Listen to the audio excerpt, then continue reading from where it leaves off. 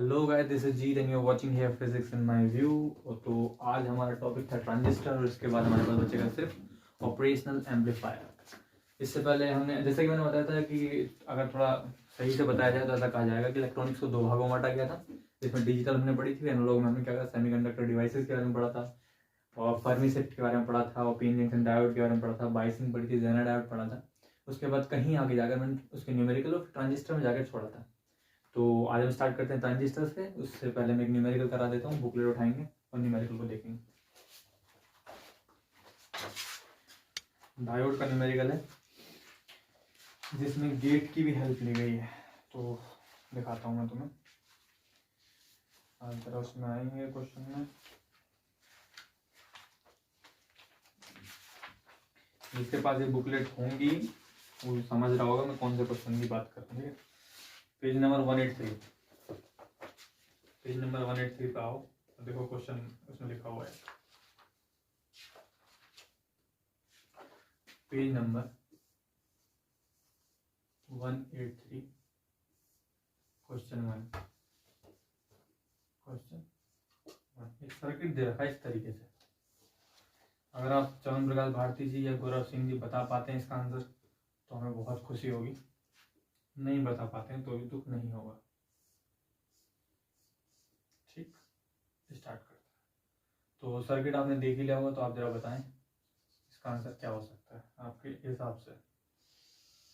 ओए होए होए, कितना गलत बना है।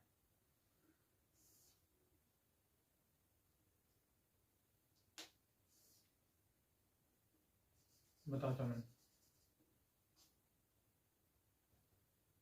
ऐसे क्वेश्चन आ जाते हैं कभी कभी, फिर बोलते हैं कि टीचर ने जी पढ़ाया तो था नहीं है, जबकि ये अपने विवेक से करना होता है।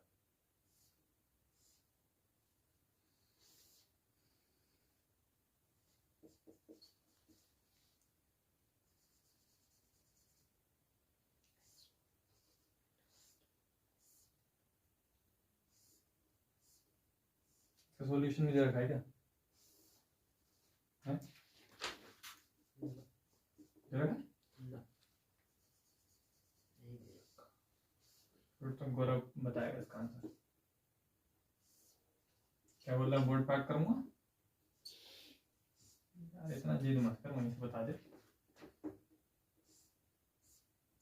अच्छा हम क्वेश्चन का आंसर अच्छा लग रहा है, लग रहा है सुंदर, भयंकर।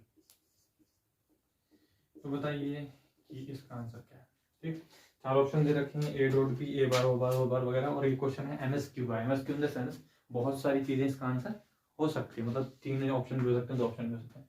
तो उसके बाद आप समझेंगे, जब मैंने आपको गेट पढ़ाया था तो गेट में मैंने आपको जितने भी फंडामेंटल सर्किट थे, or gate, and gate, NAND gate, टैंड गेट वगैरह, उन सब के मैंने आपको फंडामेंटल डायोड सर्किट भी बताए थे। इसके ऊपर लेक्चर जब मैंने आपका डाला होगा लेक्चर, तो लेक्चर के ऊपर भी लिखा है कि circuit diode circuit diagram of the gate. तो आप हमें याद करें कि 2 डायोड लगे हुए हैं और वोल्टेज दे रखा है, ऐसा कौन से गेट के लिए होता है? लेक्चर नोट किया नहीं करा? कर लिया। सबसे पहले कौन सा गेट पढ़ाया था? और गेट। और गेट, और गेट में ग्राउंड होता है, देखना कभी लेक्चर नोट किया होता है। एंड गेट में वोल्टेज दिया होता है, ये मेंशन किया था वहीं पे। और गेट में ग्राउंड होता है और एंड गेट में वोल्टेज दिया होता है, इस बात को याद रखना। ठीक है, और गेट में क्या होता है? यही सर्किट होगा डायोड का, और यहाँ ग्राउंड होगा। ग्राउंड यहाँ लगा दो, ये चीज यहाँ लगा दो, यहाँ लगा दो। और एंड गेट में क्या होगा? वोल्टेज दे रखा। ठीक है, ये कौन सा गेट है? एंड गेट है। और जोड़ दे, एंड में गुणा कर दे, एंड में गुणा कर दे। और इस गेट को नोट गेट कहते हैं, अगर पढ़ा होगा तो। जब मैंने आपको नोट गेट पढ़ाया होगा तो मैंने कहा था ट्रांजिस्टर होता है, यहाँ से डायरेक्ट फेज चेंज हो जाता है एक। नोट गेट मैंने आपको जो जो सर्किट बताए हैं, हर सर्किट के बारे में वो भी बताया सर कि उसका डिजिटली जब बनाएंगे डायोड से, ट्रांजिस्टर से, तो कैसे बनेगा। तो मैंने आपको नोट गेट एग्जैक्टली देखना, मुझे तो बहुत अच्छे से याद है, कल परसों पढ़ा है। नोट गेट को, और गेट को मैंने ऐसे बताया था जिसमें अर्थिंग थी, एंड गेट को मैंने बताया था वोल्टेज था, और नोट गेट को मैंने बताया था डायोड आएगा इस तरीके, और ट्रांजिस्टर आएगा, और ट्रांजिस्टर यहाँ से डायरेक्ट उसका फेज चेंज कर देता है उल्टा। तो ये कौन सा गेट है? ये कौन सा गेट है?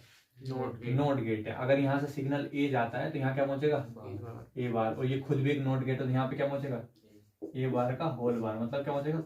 ए, मतलब यहाँ से आगे का कोई सर्किट ही नहीं है, समझ रहे हो? यहाँ से आगे का कोई सर्किट, मतलब सर्किट है, इसका महत्व खत्म हो जाता है। समझ में आई? तो यहाँ के आगे सर्किट से मत, क्योंकि ये नेगेटिव है, नोट गेट, फिर not gate, not gate, not gate, खत्म हुई बात। तो इसका मतलब ये ओवरऑल जो है ये ए डॉट बी का होल बार है। बार कहाँ से आएगा? बार कहाँ से है? सिर्फ ए डॉट बी, क्योंकि कौन सा गेट है ये? और एंड गेट, एंड गेट है, तो ए डॉट बी आ गया। ठीक है, कौन सा ऑप्शन है? ए ऑप्शन राइट आ गया। अब देखो बाकी ऑप्शन कहीं ए डॉट बी तो नहीं है, तो बी ऑप्शन देखेंगे हम। तो बी ऑप्शन क्या होता? बी ऑप्शन है A bar dot B bar का होल बार, डिमॉर्गन लगाएंगे, ए बार का whole bar plus B bar का होल बार, कितना है? A plus B. तो ये ऑप्शन नहीं है। सी की बात करते हैं तो कितना है? A bar plus B bar का होल बार, कितना है? ए बार का whole bar into B bar का होल बार, किससा है? By De Morgan theorem.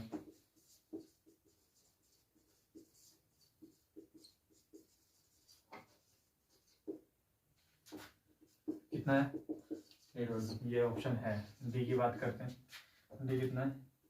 A into a bar plus a b, multiply करेंगे जीरो होगा, जीरो प्लस ए स्क्वायर नहीं आएगा, ए आता है, ए इंटू बी, कितना है? A into. इसके तीन ऑप्शन है, कौन से? ए सी डी। ठीक है, तो मैच क्या करना, मैंने तो देख ही लिया, ऑप्शन ये है। इससे पहले क्वेश्चन 3 है, उसको नजर मारेंगे। ये समझ में आया क्वेश्चन? अगर आपको उसका नहीं पता कौन सा सर्किट है, फिर तो आप भूल जाओ इस क्वेश्चन को कर। और दूसरी बात, अगर क्वेश्चन लॉजिक गेट से बनेगा और ऑप्शन ये 3 दे रखे हैं, 4 दे रखे हैं, तो वो घुमा फिरा के जोड़ घटा के उन्हीं सर्किट को जोड़ेगा जो फंडामेंटल है। मतलब डायोड सर्किट जोड़ेगा, ये ट्रांजिस्टर जोड़ेगा। एक सुंदर एग्जांपल था ये उसका, इसलिए मैंने इसे कराना पसंद करा। ठीक है, आगे चलते हैं। इससे पिछले page number, page number 182, page number 182 में आएंगे तो आपको मिलेगा question number 3। Sorry, question number 3 नहीं है, क्या है? आई एम गेटिंग, ये है क्वेश्चन नंबर, क्या है? क्वेश्चन नंबर 40 नहीं, ये 46 रखा है ना, इसका मतलब ये 43 है क्वेश्चन नंबर। क्वेश्चन नंबर 43 देखो, क्वेश्चन 43 में सर्किट दे रखा है इस तरीके से दिया, दिखाइए। इसमें इस तरीके से करंट दे रखी है 1 एम्पियर, और जी यहाँ पर आई, यहाँ पर 3 एम्पियर। बता चमन सिंह जिसका आंसर क्या है? 4 एम्पियर, 2 एम्पियर, 5 एम्पियर। इस आई की वैल्यू पूछ रहा है क्वेश्चन मार्क। किरचॉफ लॉ होगा, बड़ी सुंदर सी बात है। फिर एग्जांपल पर चलता है। किरचॉफ का first law, second law, first law, junction law लगेगा। तो सिंपल सी बात है, आप देखेंगे कहाँ? इस जंक्शन में देखेंगे। तो देखो जंक्शन की ओर आने वाली कितनी? 4, 5, 6, 7, 7 एम्पियर। कितनी? 7 एम्पियर। जंक्शन से दूर जाने वाली कितनी है? 5, 6, 7 एम्पियर हो गई। देख रहे, इसका तो यहाँ 0 एम्पियर, यहाँ 0 एम्पियर। तो यहाँ जब 0 एम्पियर जा रही है, मतलब यही करंट 1 एम्पियर जाएगी और यही 1 एम्पियर पहुंचेगी। 1 एम्पियर इसका आंसर है। समझ में? ठीक, बाकी वो क्लीपर क्लैंपर भी नजर मार लो, जब मैंने पढ़ा दिया था तुम्हें लगेगा क्या पढ़ाया पता नहीं, क्वेश्चन है नहीं है, कुछ क्वेश्चंस हैं क्लीपर क्लैंपर के, हो जाए तो अच्छा है।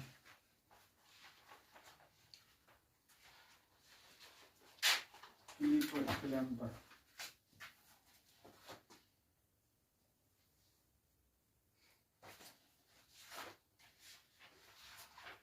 पेज नंबर, क्लीपर क्लैंपर कौन से उसमें था यूनिट में? इससे पहले वाले में था ना?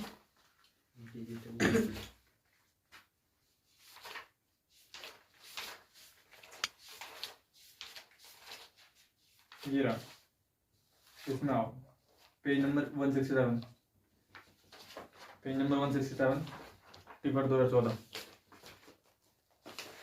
पेज नंबर 167 मिला? पेज नंबर 167, पेपर 2014 स्टार्ट करते हैं। पेज नंबर 167, पेपर 2014, क्वेश्चन 2 मान लेते हैं। तो बताओ, क्वेश्चन देख के तुम्हें लग रहा तुम कर पाओगे सर? गौरव सिंह, क्वेश्चन देख के लग रहा है उसे कर पाओगे?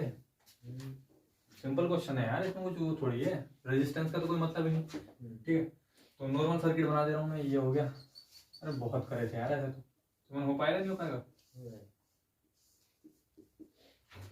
ये डायोड लगा दिया, प्लस का 5 वोल्ट, V = 10 sin 2πt। ठीक है, ये क्वेश्चन ट्रिपल डॉट हो जाएगा TI FR। सॉल्यूशन दे रखा है क्या इसका? लिखा तो है कुछ, पर डोंट माइंड। स्टार्ट करते हैं। देखो यहाँ पहले, अब मैंने बताया था क्या, एक रेफरेंस बनाना है साइन वेव और एक उसके अकॉर्डिंग लेके चलना है।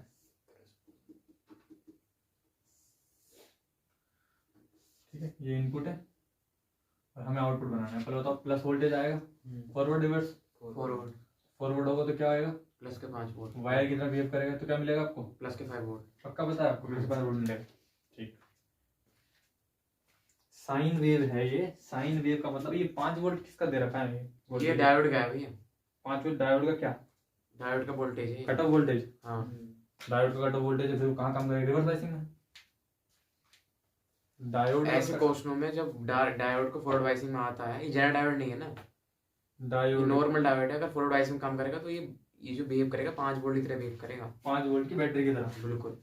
तो इसका प्लस पोर्शन यहाँ होगा, नेगेटिव यहाँ होगा है। प्लस पोर्शन यहाँ होगा, नेगेटिव पोर्शन यहाँ होगा, इस तरीके से 5 वोल्ट ऐसे। अच्छा जी, चलो मान लो। अब फिर बताओ अप्लाई कैसे करेंगे हम भाई? 15 वोल्ट तक पहुंच जाएगा तो इस अर्थिंग को उससे कनेक्ट करते हैं बैटरी से। इसको यहाँ पर जो बैटरी, यहाँ पर जो 5 वोल्ट होगा, इसका एक सीरीज का बैटरी से कनेक्ट करते हैं। 5 वोल्ट की यही है बात समझ में नहीं क्या कहना चाह रहा तू? डायोड को कनेक्ट करेंगे इससे, अर्थिंग से। डायोड को पूरा सर्किट बन जाएगा। नहीं, वो बात तो, वो तो सिंपल ही समझ में आ गई कि ऐसे लगा रखा है हमने, ये डायोड है और हमने क्या कर दिया, इसे यहाँ से अर्थ से कनेक्ट कर दिया। अब आगे फिर वैसे ही काम करेगा जैसे पहले क्वेश्चन करते हैं। पहले क्वेश्चन में इसमें डिफरेंस है, इसमें 5 वोल्टेज रेफरेंस दिया है और रेफरेंस वोल्टेज किसका ये पता नहीं चल रहा है। ये इसी का ही है मेरे हिसाब से। साइन वेव को क्लिप करना है इसे, एक मिनट रुको, नहीं पता चलेगा।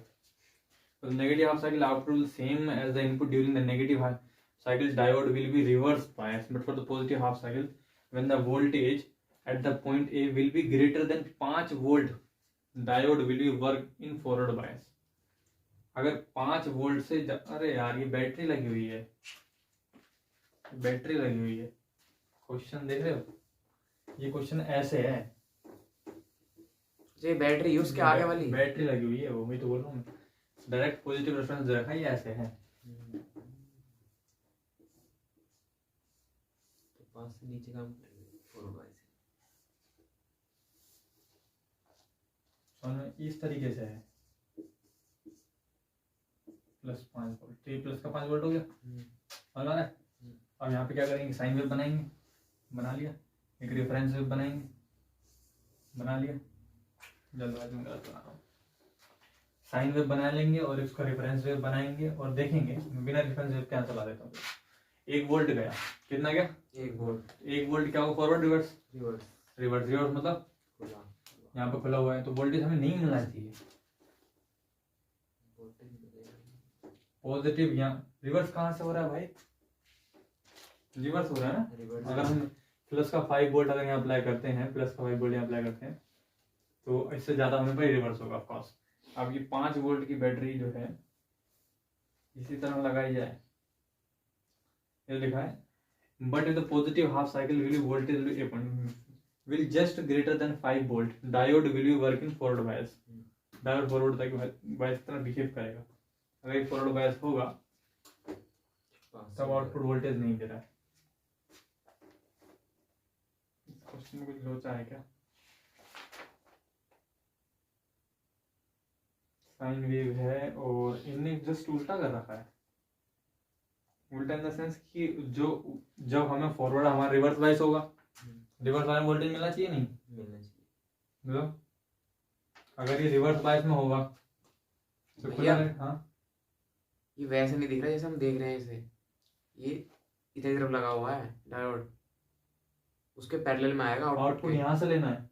आउटपुट वही लेना, आउटपुट के पैरेलल में आएगा ये मेरे हिसाब से। आउटपुट यहाँ से लेने कह रहा है, तो इन दोनों के बीच में ये डायोड जो है, डायोड और बैटरी पैरेलल में आएगी आउटपुट के। मतलब कि ये चीज ऐसे लगी हुई है, कहना चाह रहा तो इस तरीके से कनेक्ट करने के बाद अर्थिंग वाला, मतलब कि एक क्लोज सर्किट बनाने के बाद वैसा बनेगा ये।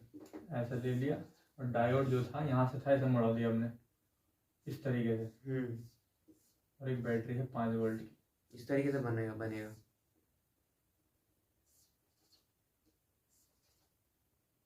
अब देखते हैं यहाँ पे क्या लिया, स्टैंडर्ड कितने वोल्ट की बैटरी है, 5। 10 के 5 वोल्ट की बैटरी। देख लो क्वेश्चन क्या है और क्या बना के क्या सोचना है।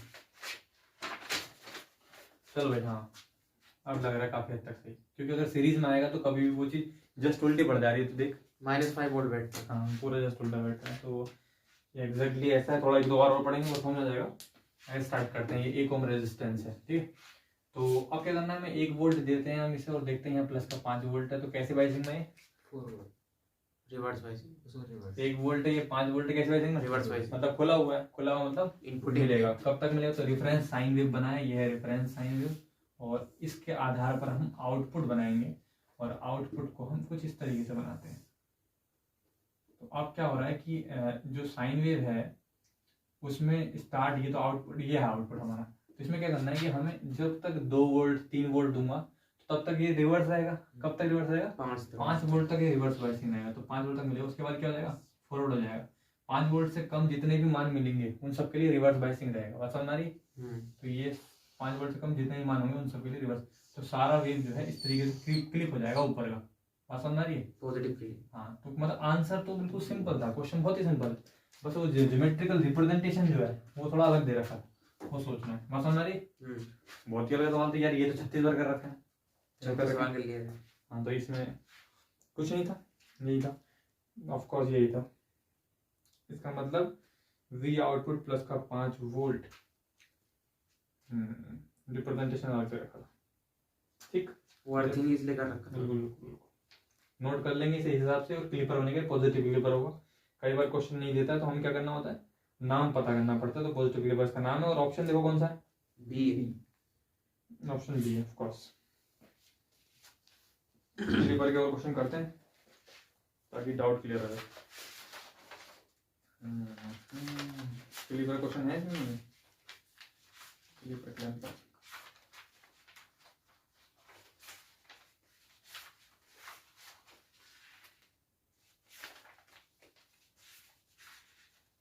पीछे आओ,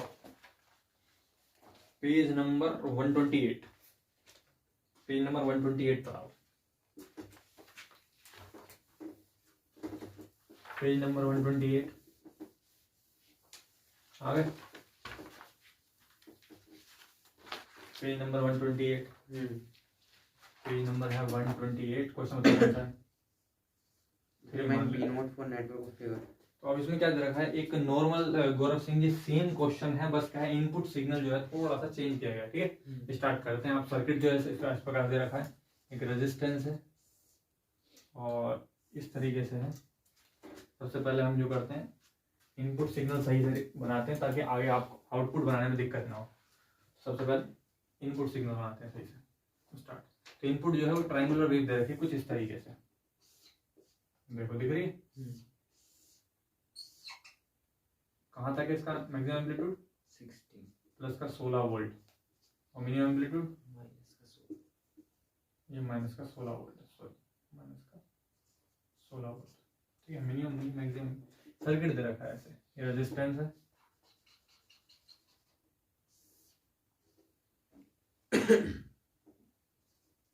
इसके नीचे देखो सॉल्यूशन भी दे रखा है इसका शायद, दिख रहा है। अब देखना अगर सॉल्यूशन के हिसाब से करेंगे तो कितना दूर पड़ेगा, और अपने हिसाब से करेंगे तो कितनी जल्दी हो जाएगा। बस वही, ये जब तक खुद अभ्यास नहीं करोगे क्वेश्चन करने का तो आउटपुट क्या मिलता है, इधर मिलता है अभी आउटपुट, सीधी सी बात है, रेजिस्टेंस है, नहीं होगा पढ़ना उसका। तो इनपुट सिग्नल यहाँ से जाएगा, आउटपुट सिग्नल पूछ रहा है, अगर मैं इसे रेफरेंस मानता हूँ तो इसके नीचे मुझे इनपुट आउटपुट बनाना चाहिए ताकि मैं इसके रेफरेंस लाइन को बता पाऊँ, समझ लो।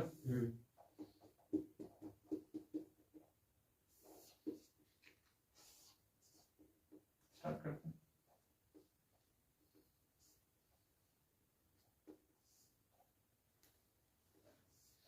ठीक, थोड़ा सा इधर बनना चाहिए,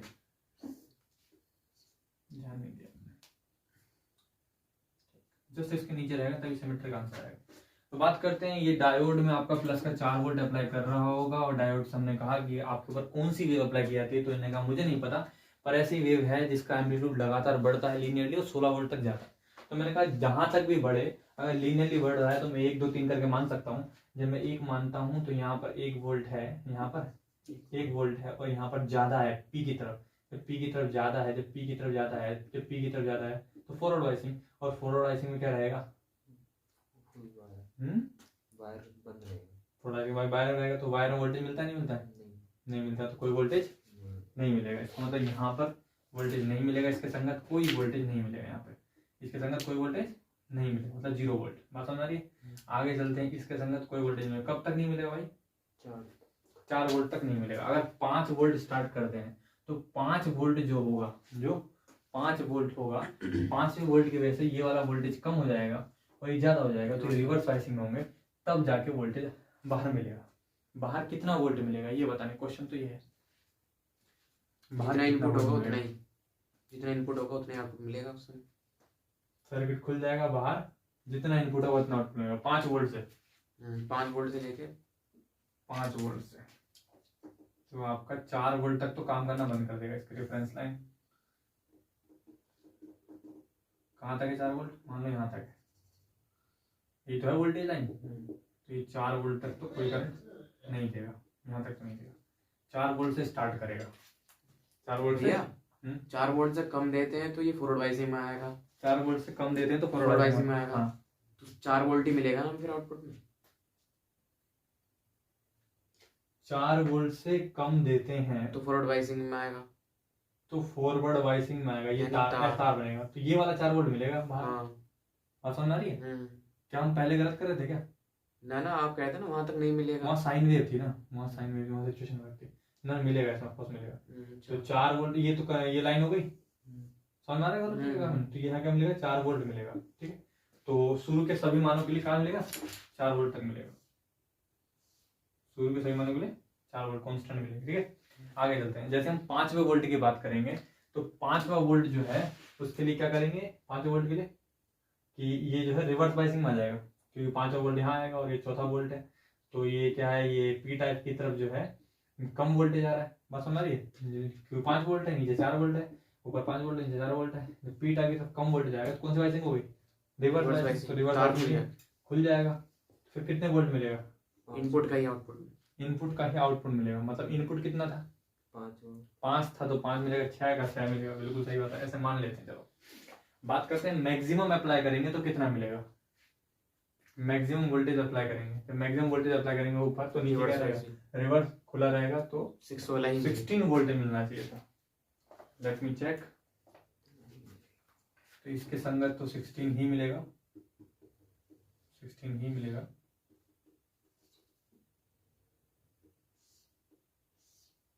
तो इस प्रकार की साटूथ वेव मिलेगी, समझ में आ रहा है। आगे भी इसका भी ऐसे हो जाएगा अपोजिट, इसका नीचे मिलेगा शायद, इसमें तुम्हें ऑप्शन मिल जाएगा, पहला ऑप्शन देखो दिखा, इस तरह से मैच कर जाएगा ऑप्शन, ठीक है। बात समझ में आई।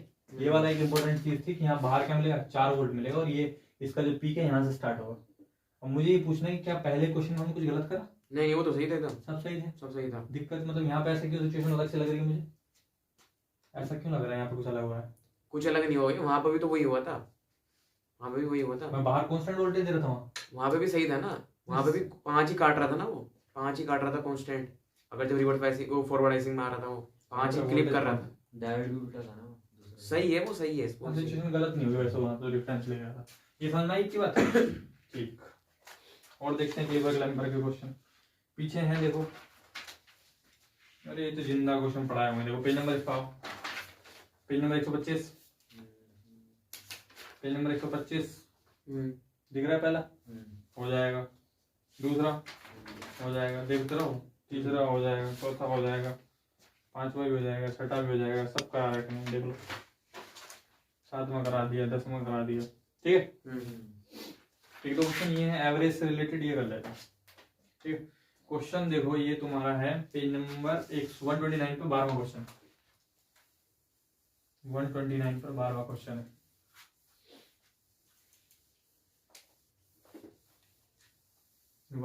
पे 12वां क्वेश्चन दिख रहा है?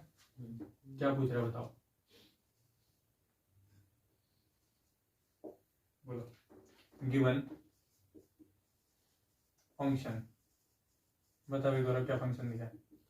Force x t equal to 4 sin omega t four sine omega t plus 2 sin two sine omega t plus 60। तो सबसे पहले याद रखेंगे जितने भी वेराइंग पोटेंशियल होते हैं उनके लिए हम आरएमएस निकाल सकते हैं, क्योंकि वेरिएबल जो होंगे पेरियोडिक होंगे वो एसी वोल्टेज होंगे, और एसी के लिए हम आरएमएस निकाल सकते हैं। तो यहाँ पर दो फैक्टर हैं और दोनों के दोनों क्या है?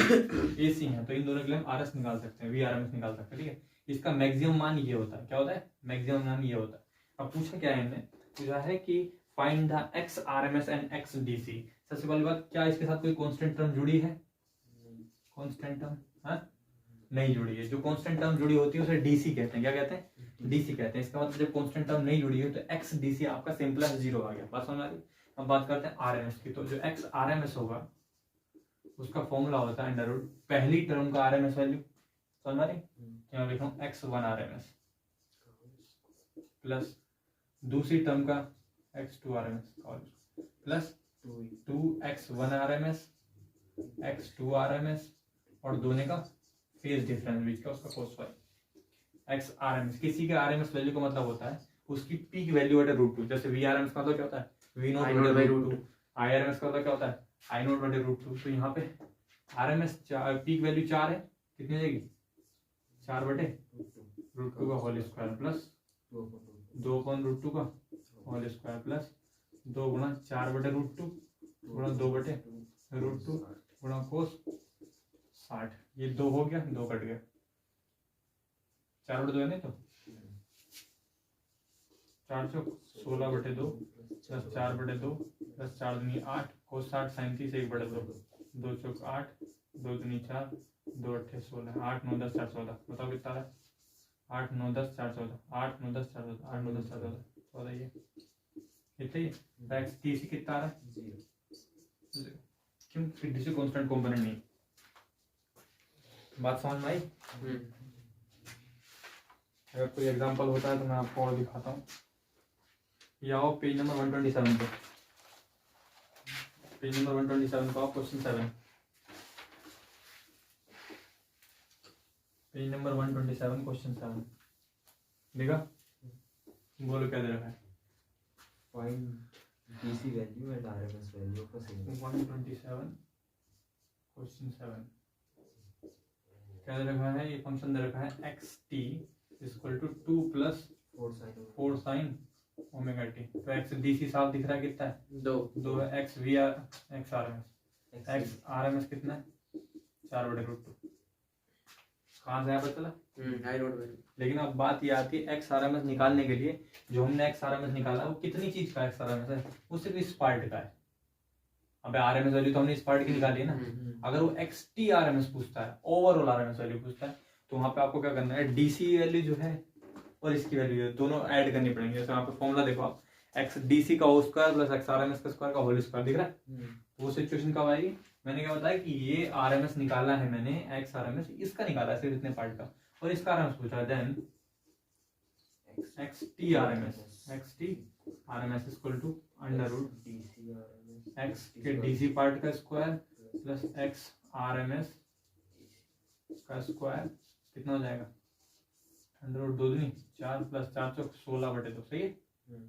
2 अट्ठे 16 8 8 9 10 11 12 अंडर रूट 12 4 3 12 2 अंडर रूट 3। समझ में आ गया? आई होप बात हजम हो गई होगी। बोलो करो, इसमें डालो भाई, खत्म सी होगी। ठीक, और देखता हूँ मैं क्वेश्चन तब तक जो हम डिस्कस कर सकते हैं अभी, मतलब पढ़ाया जा चुका है जैसे।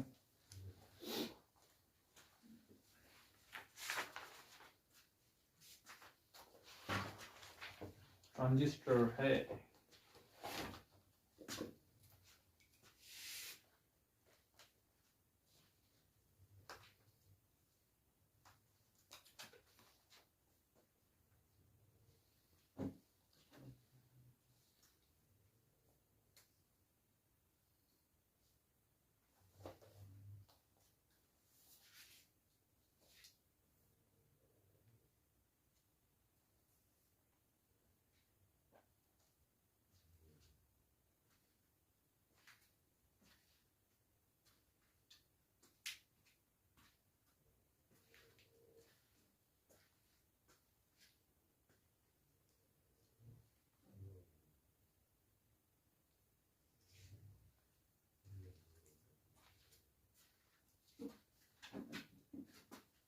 ठीक, धन्यवाद।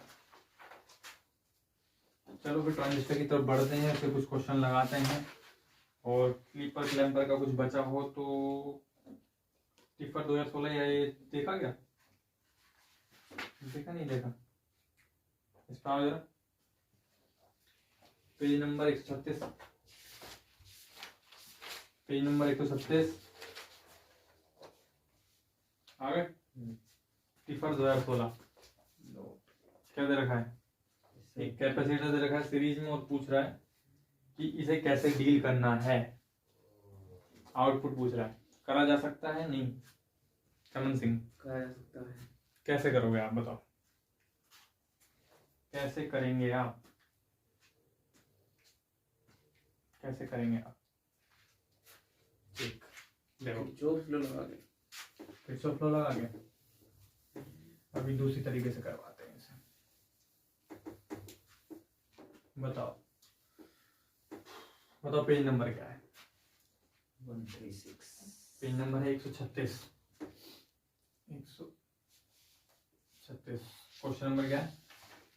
क्वेश्चन नंबर क्या है? 30। सही बताओ exactly. Question number 30। 30, question number 30।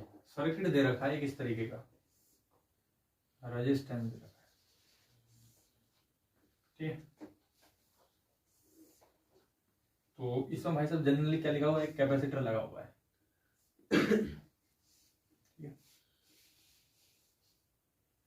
ठीक। इनपुट दे रखा है, आउटपुट पूछ रहा है। इनपुट दे रखा है और आउटपुट पूछ रहा है। इनपुट क्या साइनोसॉइडल है? देखो क्वेश्चन लिखा है, for the circuit depicted on the right the input voltage Vi is simple sinusoidal form। इसका मतलब Vi जो है वो होगा V not sign omega T की टर्म में, V not sign omega T की टर्म में एक फॉर्म होगी। और इसके बारे में पूछ रहा है, तो ये निकालने का तरीका कई सारे हैं। सबसे पहली बात, आप जनरली ऐसे डील कर सकते हैं। आपको पता होना चाहिए कैपेसिटर के इसके एज पर पोटेंशियल डिफरेंस कितना होता है, पता है? कैपेसिटर के एज पर पोटेंशियल डिफरेंस कितना होता है?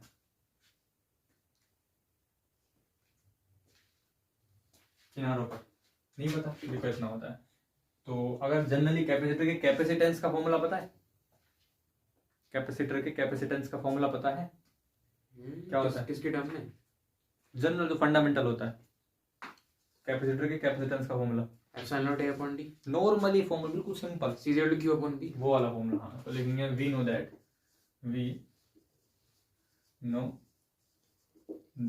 C equal to Q upon V।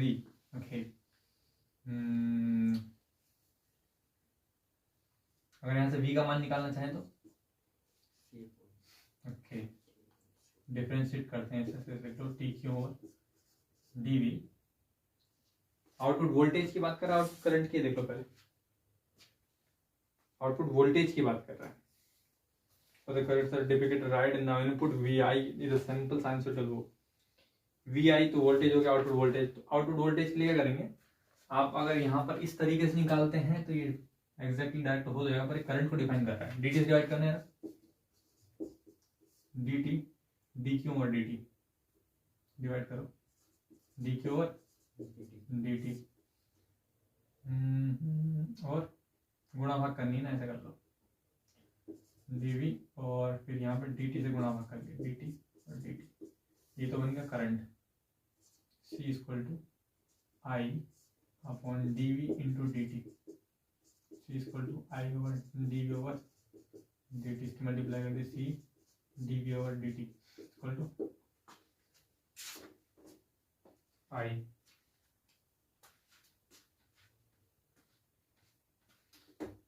Current आ गया, ठीक। मतलब कैपेसिटर के थ्रू इसका करंट फ्लो हो रहा होगा, ये बताना चाह रहा है। अच्छा एक चीज मैं पूछूंगा, बताना कि क्या कैपेसिटर के एज पर जो पोटेंशियल डिफरेंस होगा वही यहाँ पे होगा? कैपेसिटर के किनारों पर जो पोटेंशियल डिफरेंस होगा क्या वो यहीं पे होगा? विचार कर, होना तो यही चाहिए, ये होना चाहिए। इसमें जो किया गया है, इसमें जैसे आपने थेवेनिन्स थ्योरम पढ़ी हो, थेवेनिन्स थ्योरम पढ़ी है by Thevenin's, THEVENIN, Thevenin's equivalent circuit, equivalent circuit. Thevenin's equivalent circuit में क्या होता है, ये वाला फॉर्मूला पढ़ा है, E equal to E Z3 upon Z1 plus Z3 पड़ा। इससे आउटपुट निकाला गया। अगर आउटपुट को यहाँ मैं मान लूँ वी नॉट, मैं जरा और तरीके से करना चाह रहा था। अगर मैं आउटपुट को वी नॉट मान लूँ, आउटपुट को अगर मैं वी नॉट मान लूँ तो इनने कैसे निकाला है, we not Z1 plus Z3 E Z3। एक रेजिस्टेंस की वैल्यू कितनी रखी, रेजिस्टेंस की वैल्यू देखो इधर की नहीं रखी, रेजिस्टेंस की वैल्यू 1 ओम है यहाँ पर, नेग्लिजिबल मान रखा है।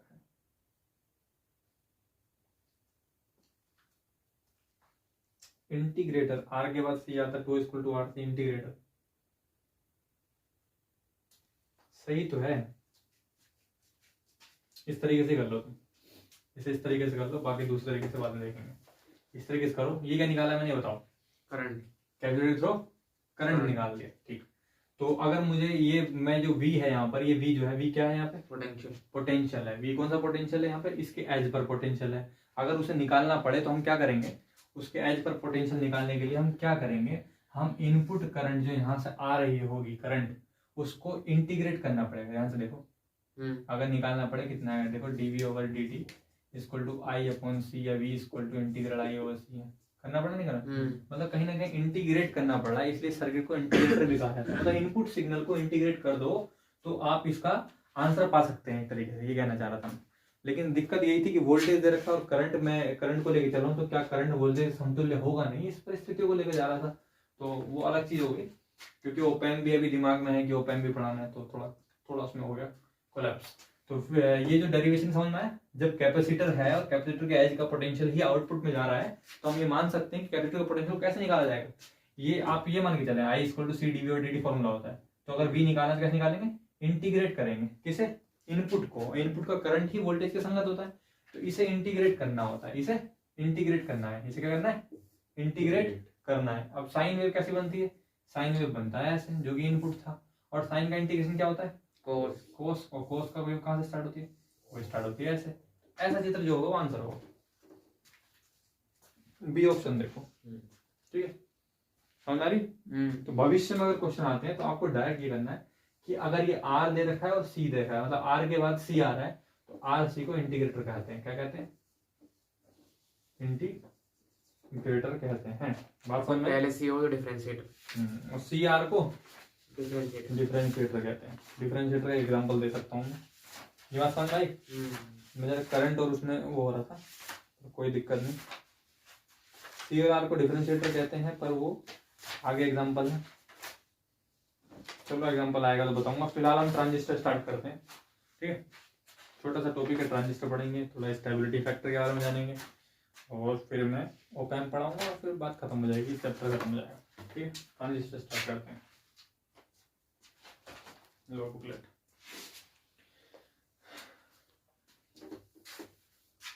बहुत ही कम बातों को जानना है जिससे कि कंफ्यूज ना हो। सबसे पहले क्या है, बहुत ही कम बातों को जानना है जिससे कंफ्यूज ना हो, और कोशिश करेंगे उन कम बातों से ही क्वेश्चंस को डील कर पाए। ठीक, तो अपना हेडिंग है hashtag transistor, TRANSISTOR transistor. Transistor दो टाइप के होते हैं, बीएससी में आप लोगों ने अच्छे से पढ़ा ही होगा। एक होता है क्या, NPN ट्रांजिस्टर, एक होता है क्या, PNP ट्रांजिस्टर। NPN ट्रांजिस्टर में चार्ज कैरियर क्या होते हैं, electrons, charge carriers are electrons, और यहाँ पर कौन होते हैं, होल्स। चार्ज कैरियर्स आर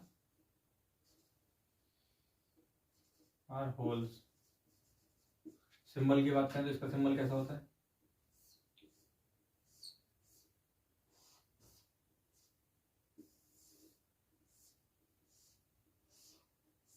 इसमें तीर अंदर की ओर रहता है। अगर बात करें इसके इंटरनल कंस्ट्रक्शन की, तो जैसे कि इसका नाम है वो साफ तौर पर बता रहा है कि NPN ट्रांजिस्टर के बनने के दौरान एक पी टाइप का कोई सेमीकंडक्टर होगा, वो बीच में होगा, और फिर एक एन टाइप का सेमीकंडक्टर होगा जो दाएं तरफ होगा, और फिर एक एन टाइप सेमीकंडक्टर होगा जो बाएं तरफ होगा। इस प्रकार के तीनों मिलकर जो है एक PNP ट्रांजिस्टर बनाते हैं। और क्योंकि इसके 3 ध्रुव होते हैं, इसलिए इसे ट्रायोड भी कहा जाता है। इसके पहले वाले भाग को अमीटर कहा जाता है, बेस, वैसे बेस कहा जाता है, फिर से कलेक्टर कहा जाता है। ठीक है, इसके वर्किंग डायग्राम को समझने से पहले हम बेसिकली ये मान के चलेंगे हम कि इन दोनों में से एक को स्टडी कर रहे हैं। तो किसे मान के चलते हैं, मान लो एनपीएन को स्टडी कर रहे हैं। तो एनपीएन ट्रांजिस्टर स्टडी कर रहे हैं तो यहाँ पे क्या होगा, ये एन टाइप है और ये पी टाइप है और ये एन टाइप है। ठीक है, इसके वर्किंग डायग्राम को समझने से पहले मैं आपको एक बात और बता दूं कि एनपीएन ट्रांजिस्टर का जो पहला भाग होता है जिसे एमीटर कहा जाता है, उसकी चौड़ाई जो होती है वो कंपैरेटिवली किससे ज्यादा होती है, बेस से ज्यादा होती है, पर कलेक्टर से कम होती है। मतलब सबसे ज्यादा चौड़ाई किसकी होती है, कलेक्टर की। तो अगर कलेक्टर की चौड़ाई देखें, एरिया मान लो cross section area of collector AC सबसे ज्यादा होगी, किससे फिर आएगा, cross section area of emitter, cross section area of base का सबसे कम होता है, ताकि जो चार्ज कैरियर्स हैं वो सब पार करके कलेक्टर में पहुंच पाए। चार्ज कैरियर यहाँ पे, इससे अगर बेस में रीजन बेस का चौड़ाई ज्यादा होगी तो ज्यादातर चार्ज कैरियर जो है यहाँ पर उपस्थित अपोजिट चार्ज कैरियर से क्या हो जाएंगे, डिफ्यूज हो जाएंगे, मतलब कहना न्यूट्रलाइज हो जाएंगे। तो ऐसी स्थिति ना आए और ये पहुंच पाए बाहर, इसलिए यहाँ पर बेस को पतला बनाया जाता है।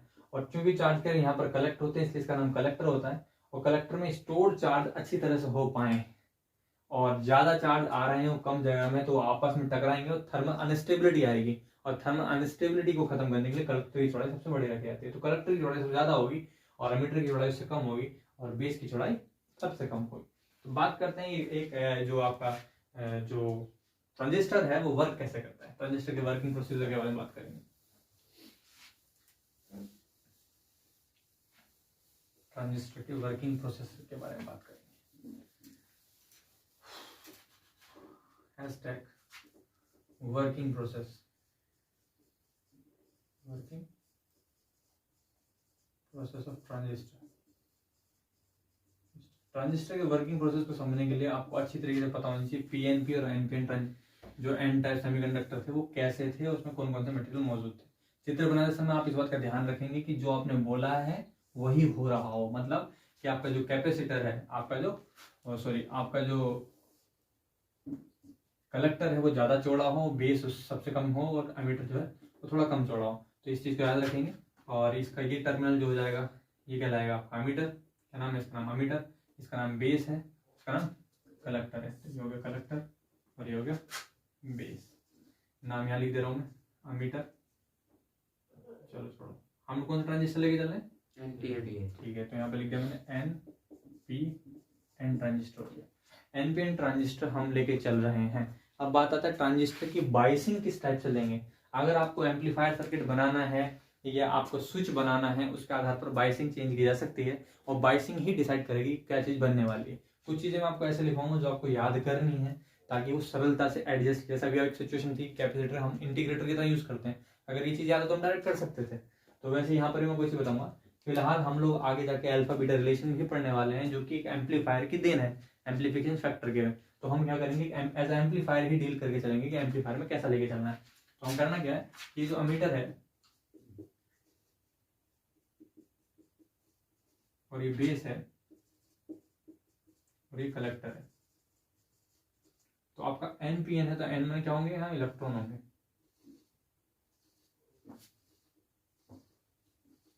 कोई डाउट, यहाँ भी क्या होंगे, एनपीएन, यहाँ इलेक्ट्रॉन होंगे।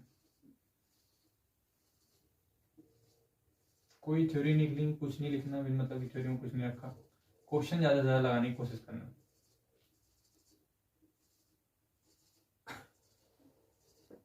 बस समझ। और बेस में क्या होंगे, होल होंगे। एम्पलीफायर की तरह यूज करने के लिए हम पहले वाले जो जंक्शन है इसको कहते हैं अमीटर बेस जंक्शन। क्या कहते हैं, अमीटर बेस जंक्शन। इसे कहते हैं base collector junction. Base collector junction और अमीटर बेस जंक्शन है, तो पहले वाले को फॉरवर्ड में रखेंगे, इसको क्या कहता है अमीटर बेस जंक्शन को फॉरवर्ड में रखेंगे। तो ये कौन सा टाइप है आपका, एन टाइप है। ये कौन सा टाइप आपका, पी टाइप है। ये कौन सा टाइप का, एन टाइप। तो एन को हम करना है फॉरवर्ड, तो एन को नेगेटिव से मिलाना पड़ेगा। बात समझ आई। ऐसे अगर ऐसे करना है, रिवर्स करना है तो एन को पॉजिटिव से मिलाना पड़ेगा। किससे मिलाना पड़ेगा, पॉजिटिव से।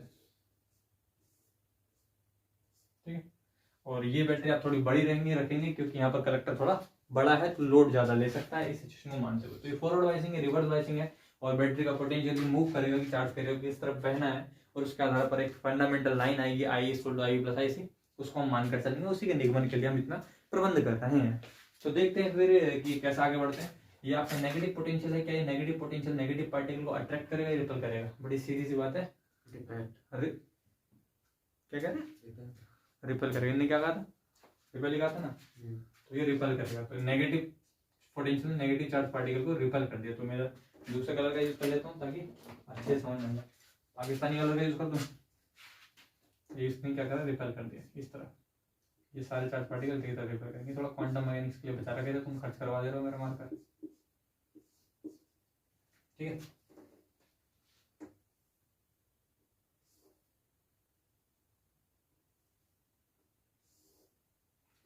और वैसे ये वाले चार्ज पार्टिकल क्या होंगे, ये पॉजिटिव पोटेंशियल, तो इससे क्या होंगे, अट्रैक्ट होंगे। क्या होंगे, इससे अट्रैक्ट होंगे, ये सभी तरह अट्रैक्ट होंगे, ठीक है। अब बात करते हैं करंट के फ्लो की डायरेक्शन कैसे डिसाइड किया जाती है। करंट के फ्लो की डायरेक्शन जो होती है, चार्ज कैरियर अगर पॉजिटिव है तो उसकी डायरेक्शन में होती है, और नेगेटिव है तो उसके अपोजिट में होती है, याद रखना है। तो बात आ रही है कि क्या एमीटर में करंट चार्ज फ्लो कैसे हो रहा होगा। तो ये सारे इलेक्ट्रॉन कहाँ की ओर जा रहे हैं, जंक्शन की ओर जा रहे हैं। कहाँ की ओर जा रहे हैं, जंक्शन की ओर जा रहे हैं। और जंक्शन में क्या होगा, जैसे ही जंक्शन की ओर जाएंगे तो जंक्शन में जंक्शन के होल से टकराएंगे, और जब जंक्शन से होल से टकराएंगे तो उस दौरान जब एक इलेक्ट्रॉन एक होल को न्यूट्रलाइज करेगा या खत्म करेगा, तो ऊर्जा और संवेग को संरक्षित करने के लिए कहीं दूसरी जगह एक कोवेलेंट बॉन्ड टूटेगा। तो यहाँ से कहानी शुरू होती है, बात समझ आ रही है कि यहाँ पर क्या होगा कि एक जैसे ही एक इलेक्ट्रॉन जंक्शन की ओर जाएगा तो जंक्शन के किसी एक होल से टकराएगा, तो होल से टकराते ही वहां पे क्या होगा, एक थर्मल अनस्टेबिलिटी आएगी, और ऊर्जा और संवेग को संरक्षित करने के लिए एक कोवेलेंट बॉन्ड दूसरी जगह से टूटेगा। तो अब देखते हैं वो कोवेलेंट बॉन्ड कहां से टूटेगा,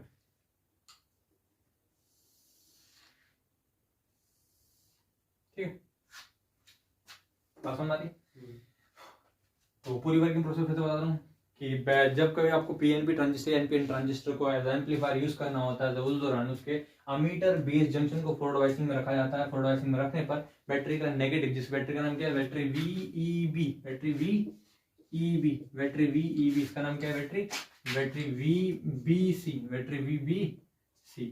तो बैटरी EEB के नेगेटिव पोटेंशियल के रिपल्सन के कारण सभी इलेक्ट्रॉन जंक्शन की ओर जाते हैं। जब कभी इलेक्ट्रॉन जंक्शन का वो होल के साथ इंटरेक्ट करता है या उसे न्यूट्रलाइज करने की कोशिश करता है, तो इस न्यूट्रलाइजेशन में एक दूसरे को नष्ट तो कर देते हैं, वो एनर्जी को कंजर्व करने के लिए बैटरी VEB के नेगेटिव टर्मिनल के पास जो सेमीकंडक्टर है वहां पर एक कोवेलेंट बॉन्ड टूटता है और एक होल और एक इलेक्ट्रॉन निकलते हैं। बात समझ आ रही। बैटरी VEB के नेगेटिव टर्मिनल के पास एक कोवेलेंट बॉन्ड टूटता है जिससे इलेक्ट्रॉन और होल निकलते हैं। अब इलेक्ट्रॉन सीधी रेखा में चलेगा, ठीक, और होल को या तो तुम मान लो इससे ट्रेवल करके आ रहा है, या ये मानो कि यहां से इलेक्ट्रॉन निकल के उसे न्यूट्रलाइज करता है, ठीक। बात समझ आ रही।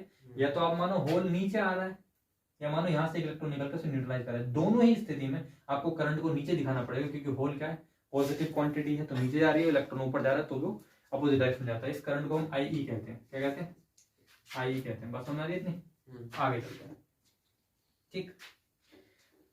जैसे ही कोई इलेक्ट्रॉन, अब बात आ रही है ये इलेक्ट्रॉन कहाँ की ओर जाएंगे। अब अगर जो प्रोसीजर आपका NPN ट्रांजिस्टर होता, कौन सा होता, या NPN, अगर PNP ट्रांजिस्टर होता, तो यहाँ पे कब पहुंचते हैं, होल पहुंचते हैं। क्या पहुंचते हैं, होल पहुंचते हैं, और यहाँ से इलेक्ट्रॉन आके उसे न्यूट्रलाइज कर देता है। अब करना क्या है कि क्या ये वायर जो है ये सेमीकंडक्टर वायर हैं या नहीं है, इस बात पर ध्यान रखते हुए हम सोचना कि हम इसमें होल दौड़ाना है या नहीं दौड़ाना है। तो हम क्या करेंगे, हम ये मानेंगे जनरली कि इलेक्ट्रॉन आता है और इस वाले पोटेंशियल से अट्रैक्ट हो जाता है। बात समझ आ रही। इलेक्ट्रॉन आता है और इस वाले पोटेंशियल से अट्रैक्ट हो जाता है। जब इस वाले पोटेंशियल से अट्रैक्ट होगा, ध्यान समझो, जब इलेक्ट्रॉन इस वाले पोटेंशियल से अट्रैक्ट होगा, तो इसका अपोजिट डायरेक्शन में करंट फ्लो होगी, जिसे क्या कहेंगे, IC या कलेक्टर करंट, ठीक है, ठीक।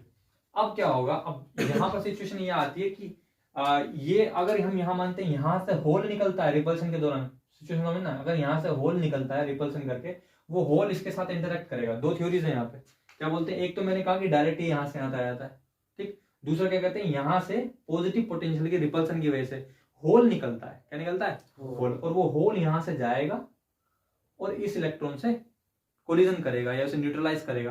तो उस होल की बदौलत ये करंट फ्लो हो रही है, और जो उसे न्यूट्रलाइज करेगा उस न्यूट्रलाइजेशन की वजह से यहाँ पर एक कोवेलेंट बॉन्ड टूटेगा। कहाँ पर, बेस में।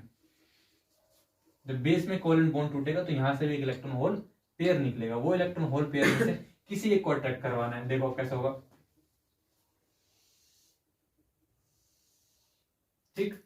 बेस करंट जो है वो नीचे की तरफ जाएगी, बेस करंट नीचे की तरफ जाएगी तो वो आपका या तो होल, ऊपर की तरफ जाएगी। बेस करंट ऊपर की तरफ जाएगी, सॉरी ये इधर से आ रहा है आई, हाँ बेस करंट ऊपर की तरफ जाएगी। तो इसका मतलब जो इलेक्ट्रॉन है वो अट्रैक्ट होगा इस वाले बैटरी के पॉजिटिव टर्मिनल वजह से, बैटरी के पॉजिटिव टर्मिनल वजह से इलेक्ट्रॉन अट्रैक्ट होता है। समझ में आ रहा है क्या कह रहा हूँ? बैटरी के पॉजिटिव टर्मिनल की वजह से इलेक्ट्रॉन अट्रैक्ट होता है और अपोजिट डायरेक्शन में करंट फ्लो होती है। बैटरी के पॉजिटिव टर्मिनल की वजह से इलेक्ट्रॉन अट्रैक्ट होता है और अपोजिट डायरेक्शन में करंट फ्लो होती है, जिसे आई भी कहते हैं। एक बार फिर अपनी पूरी भाषा में बता देता हूँ। अगर आप एनपी इसकी जगह कौन सा ट्रांजिस्टर लेते हैं, पीएनपी ट्रांजिस्टर लेते हैं, तो पूरी वर्किंग प्रोसेस को आप इजी से समझ पाते हैं एक अच्छी लैंग्वेज में। पर हमने कौन सा ले लिया, एनपीएन ट्रांजिस्टर ले लिया, इसलिए इलेक्ट्रॉन होल को दौड़ाने में थोड़ी समस्या आएगी, लेकिन मैं उसी लैंग्वेज में हल्की भाषा में क्या क्या छुट्टी कर दूंगा, क्योंकि हमें मतलब किस वाली क्वेश्चन से, I equal to I plus आई से हमारा मेन मकसद है। वरना देखो कुछ लोग ये बोल सकते हैं कि भाई यहाँ पे होल बाहर नहीं आते हैं या होल अंदर जाते हैं। ओवरऑल कंजर्वेशन ये रहता है कि I equal to I plus आई सी के बराबर रहता है, लेकिन हमें कोवेलेंट बॉन्ड 2 बार तोड़ने हैं, इसका मतलब 2 बार टक्कर भी करानी पड़ेगी, तो वो 2 टक्कर दिखानी पड़ेगी, आपको मानना पड़ेगा, ठीक है। तो होता यह है कि जब कभी अमीटर से निकलने वाले इलेक्ट्रॉन जंक्शन की ओर जाते हैं तो जंक्शन में उपस्थित होल के साथ वो कोलिजन करते हैं, लगभग 98% पास हो जाते हैं, लेकिन जो 2% कोलिजन करते हैं वो होल को न्यूट्रलाइज कर देते हैं। इस न्यूट्रलाइजेशन के दौरान एनर्जी कंजर्व करने के लिए बैटरी भी ईवी के नेगेटिव टर्मिनल के पास एक कोवेलेंट बॉन्ड टूटता है, जिससे निकलने इलेक्ट्रॉन होल में से या तो होल को नीचे आते हो मानो या इलेक्ट्रॉन कुछ भी बोल सकते हैं अपनी थ्योरी में, ठीक है। जिससे कोवेलेंट बॉन्ड टूटता है, जिससे निकलने इलेक्ट्रॉन होल पेयर में से इलेक्ट्रॉन तो सीधी गति करते हैं और होल बैटरी में प्रवेश कर जाते हैं, और ये प्रवेश करा हुआ यहाँ से निकल सकता है, जो प्रवेश कर रहा हो निकल भी तो सकता है, तो बैटरी में प्रवेश कर जाते हैं, ठीक है। जब कोई इलेक्ट्रॉन कलेक्टर बेस को पार कर जाते हैं वो कलेक्टर टर्मिनल के तरफ पहुंचते हैं, तो कलेक्टर को ट्रेवल करते हुए जब वो कलेक्टर सी पॉइंट पर पहुंचते हैं, सी टर्मिनल पर इस पॉइंट पर पहुंचते हैं, तो यहाँ पे क्या होता है, बैटरी वी बीसी के नेगेटिव टर्मिनल से पॉजिटिव टर्मिनल से होल निकलते हैं, उसे न्यूट्रलाइज करने जाते हैं। जब इसे न्यूट्रलाइज करेंगे तो दूसरी बार जब भी न्यूट्रलाइजेशन होगा तो एनर्जी कंजर्वेशन करने के लिए एक बॉन्ड टूटेगा, तो इस बार बॉन्ड कहाँ टूटेगा, बेस टर्मिनल टूटता है। Base terminal electron hole electron battery V के नेगेटिव पॉजिटिव टर्मिनल तक अट्रैक्ट हो जाते हैं, इसके संग धारा वी बी से आई भी ऊपर की तरफ बढ़ती है। अगर हम इसे अगर हम जंक्शन पर इस वाले पॉइंट पर लगाएं, कौन सा किरचॉफ कौन सा लॉ लगाएं, करंट लो, किरचॉफ करंट लॉ या किरचॉफ जंक्शन लॉ लगाएं, तो आपको पता चलेगा कि यहाँ से जो आ रही है वो बैटरी वो करंट आ रही है आई, कौन सी आ रही है आई, और यहाँ पर जो है वो आई ई बराबर आई बी प्लस आई सी जा रही है, तो ये ओवरऑल जंक्शन लॉ है। अगर आपको दूसरी की वर्किंग देखनी है तो वो वर्किंग आपको ऐसे दिखाई देगी। मान लीजिए ट्रांजिस्टर समझ आई क्वेश्चन क्या है, I equal to I plus आई सी। मान लीजिए मैं 10 वर्किंग इसलिए याद करने को नहीं कहता क्योंकि इसका कोई औचित्य भी नहीं। मान लीजिए आपके पास ये पीएनपी ट्रांजिस्टर होता है, कौन सा होता है, पीएन, बात समझ आ रही है। मान लीजिए आपके पास ये पीएनपी ट्रांजिस्टर होता तो ये कौन सा टाइप होता, पी टाइप, और ये एन टाइप, और ये पी टाइप होता। पी टाइप में क्या होते हैं, होल, इसमें क्या होते हैं, इलेक्ट्रॉन, बात समझ में आ रही है। फिर इसमें क्या होते हैं, होल,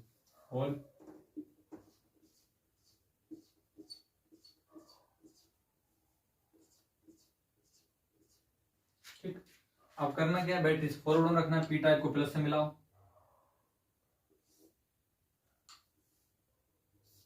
और एन टाइप को पी टाइप को माइनस से मिलाओ,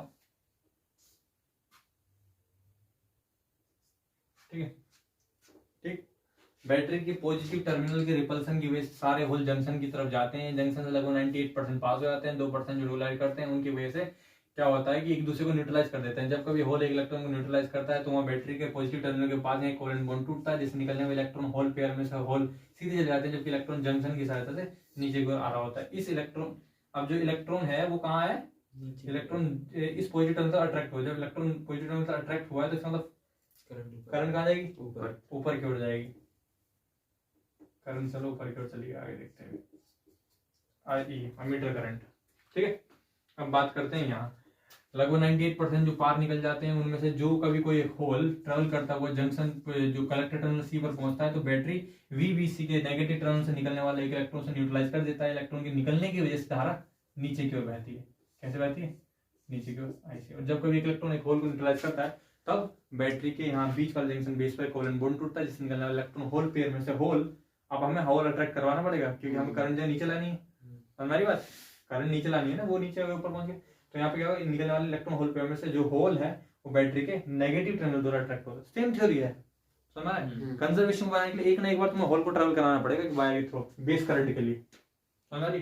अब जैसे इलेक्ट्रॉन होल पेयर में से इलेक्ट्रॉन यहीं रह जाते हैं, ऐसे बोल सकते हो इलेक्ट्रॉन होल पेयर में से इलेक्ट्रॉन यहीं रह जाते हैं और जो होल बचता है उस होल को न्यूट्रलाइज करने के लिए यहाँ से एक इलेक्ट्रॉन निकलता है, समझ रहे। ज्यादातर जो थ्योरी होती है, ज्यादातर थ्योरीज में कोशिश ये की जाती है कि जो वायर है उसमें हम ये ना बोले कि होल ट्रेवल कर रहा है, क्योंकि वायर जो होता है वो सेमीकंडक्टर वायर नहीं है, कंडक्टर होता है, वो कंडक्टर है। और जहाँ सेमीकंडक्टर वायर में होते हैं electron hole, that is the reason वहां पर नहीं मानते कि हम होल ट्रेवल कर रहा है। बात समझ में आ रही है। तो कोशिश ये करते हैं जहां भी थ्योरी बता रही है, जहां भी हमें होल ट्रेवल करवाना हो वहां हम ये बोलते हैं कि